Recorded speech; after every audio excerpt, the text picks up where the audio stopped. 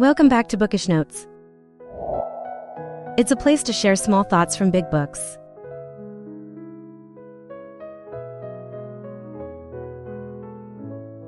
Why do we need to be kind to others? At work, you need a trusted team to move forward together. In life, you need true love to feel you're not alone. And wherever you are, you need warm connections to feel that I am truly alive. No one likes people who are cold. But not everyone knows how to be loved naturally and sincerely. Dale Carnegie once said, "You can do more with compassion than with authority." And sometimes, only with compassion can you do anything.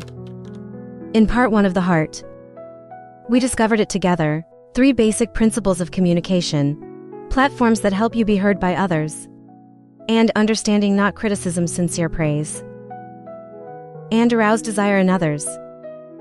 Let others really want to listen to you, cooperate with you, and like you. You need more than that. You need to know how to be kind from the very first moment. That's the content of part 2 of the book. 6 rules to help you be loved from the first time we met. Please listen with me.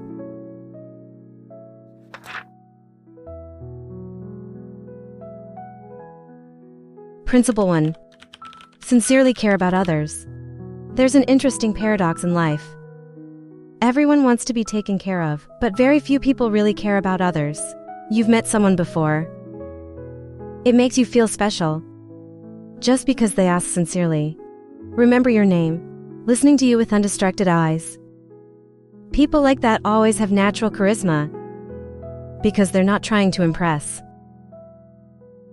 They really care. Dale Carnegie. Tell a story about a man named Howard Thurston, a famous magician. Howard Thurston, he performed in front of more than 70 million people throughout my career. The secret of his success: it's not magic tricks. Every time I'm ready to go on stage, he stood behind the chicken wings and whispered to himself, "I love my audience. I really love them." And he's not performing to be applauded, but to bring joy to those he loved. Carnegie thinks we can be friends in 2 months by genuinely caring about others, then taking 2 years to get them interested in me. So if you want to be sympathetic, don't start with words, but let's start with genuine interest. Ask their names, remember what they shared. Communicate with your eyes and presence. Only if you truly value others, they feel it and open up to you. 2 rules to smile. There's a famous quote from the writer William Makepeace Thackeray. Life is like a mirror. You smile at it and it smiles back at you. Smiling is one of the simplest things that you can do to create sympathy. It's also the most easily overlooked. Dale Carnegie tells a story about Charles Steinmetz, a brilliant engineer at General Electric. Although very professional, he had a habit of scowling and being unapproachable. One day when Carnegie advised me to try, he smiled more than he thought it was silly. But after a few weeks, try it. Steinmetz himself confessed that smile saves me hours of explaining and debating. A genuine smile doesn't just calm the air. It also opens the door to connection. It shows you are friendly, easy to approach, and willing to listen. You don't have to say nice things. No need to try to impress. Just a smile at the right time. You made the other person feel easy, much more bearable. A smile loses nothing, but you can make anything. Translated from a British proverb. And that's why Dale Carnegie, smiling. On a list of the most important principles to build empathy in any relationship.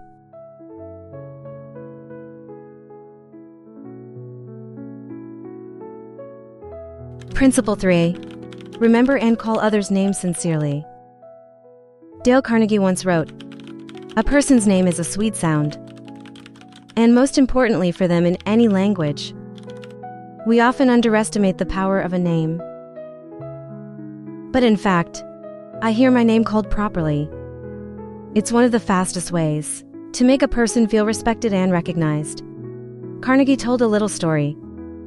When I was a salesman, he was having trouble with a big client. After many failures, Carnegie decided to change his strategy. Instead of rushing to talk business, learn more about the enemy. Remember your wife's name, even the dog's name. When chatting, he mentioned those names sincerely. As a result, the relationship becomes close. And the order was then signed faster than ever before. A name that represents personal identity. It's something that everyone is attached to from birth. When you remember and call someone by their name, you're telling them that I see you. I respect you, you mean. In the age of mass email message templates and fast communication, a simple greeting like "Greeting Lynn. Thank you for coming back to the store today." It will touch the heart more than any commercial. Remember, calling people's names is not just polite. It's the art of connection. Calling someone by their name is the easiest way to show a sincere interest.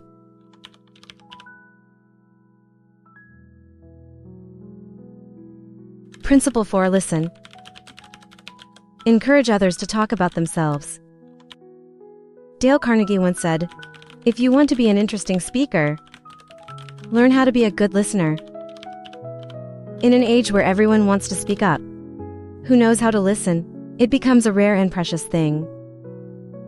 Listening is not just about sitting still and wait for my turn to speak. Listening is attention. Let the other person know that they are present. Being understood is being appreciated. Carnegie told a story about a time he went to a party and talked to a completely foreign woman. He said almost nothing about himself. He just asked a few simple questions and listened carefully. End of the conversation. The woman turned to someone else and praised him. Mr. Carnegie was a great conversationalist. Interesting thing, he hardly said anything. Because people don't care how good you are. They care about how you make them feel. And when you're listened to sincerely, people feel more deeply connected. Any words? So if you want people to love you, let them be themselves in the conversation. A friend, someone who knows how to listen, the things you don't say in words. Listen with all your heart, not just with your ears. Principle 5. Talk about what others care about. Dale Carnegie emphasized that the path to the heart of others, it's about what they care about the most. One of the most common mistakes in communication is talk too much about yourself. About what I like, I think, I want. But actually, if you want people to listen, let's start with what they want to hear. Carnegie told the story about a boy who wanted to meet the President of the United States at the time, Theodore Roosevelt. Before he arrived, the boy took his time, find out that Roosevelt loved horses. And when I met the President, you're talking about horses. The conversation went smoothly, and more fun than ever. It's not because he's special. It's because you know how to build bridges with sincere care to the interests of others.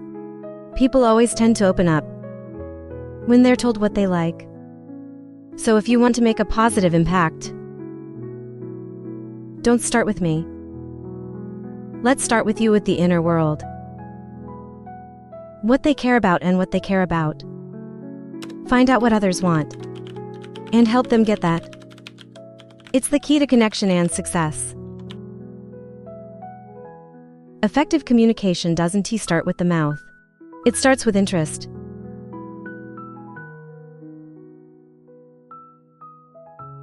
Principle 6. Make others feel important.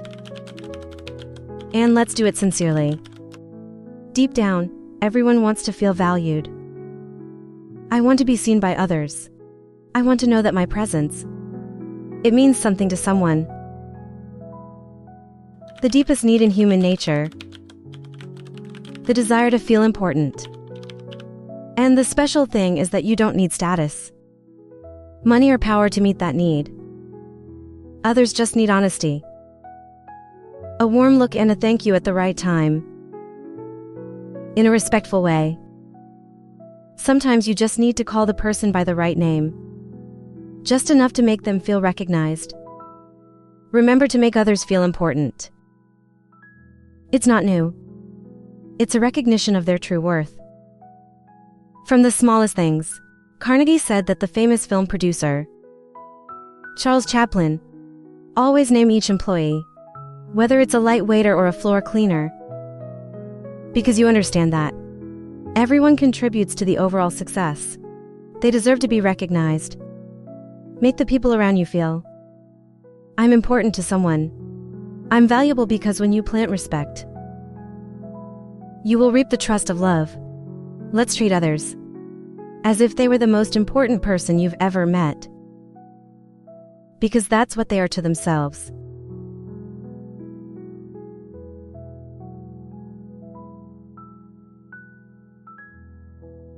We've just gone through the first 6 principles on a journey of compassion for others, excerpted from Dale Carnegie's wonderful book. 1. Show sincere interest. 2. Smiling. 3. Remember and call other people's names. 4. Listen actively. 5. Talk about what others care about. 6. Make them feel important.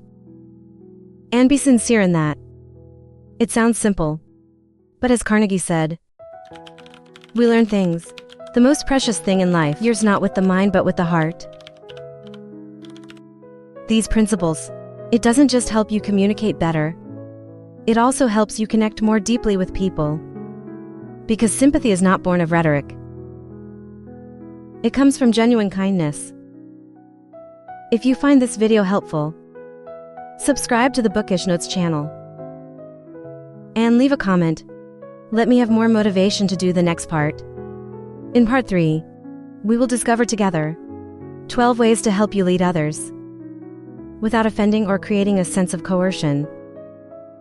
Kindness does not teach you to control anyone. It helps you become a loved and trusted person. Thanks for listening with Bookish Notes. See you later.